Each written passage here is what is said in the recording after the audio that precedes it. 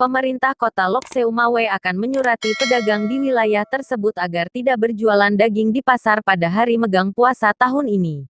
Surat edaran belum diberikan, namun dalam waktu dekat kita akan memberikan serah terima dengan pihak terkait untuk disampaikan ke aparatur Gampong seputaran Kota Lok Seumawe. Hal ini terpaksa kita lakukan bertujuan untuk pencegahan virus corona atau COVID-19, ungkap Wali Kota Lok Seumawe, Suadi Yahya, saat ditemui antarwaaceh.com, Rabu, tanggal 8 April tahun 2020. Suadi Yahya menjelaskan, dari hasil rapat yang melibatkan beberapa instansi terkait, telah memutuskan bahwa bagi para pedagang daging tidak diperbolehkan berjualan di pasar, namun mereka tetap bisa berjualan di gampong masing-masing.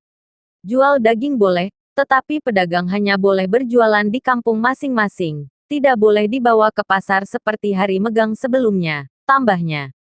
Menurut Yahya, jika pedagang daging tersebut diizinkan berjualan di pasar seperti megang tahun-tahun sebelumnya, maka hampir bisa dipastikan akan disesaki pembeli, karena megang merupakan tradisi yang sudah turun-temurun dilakukan oleh masyarakat Aceh.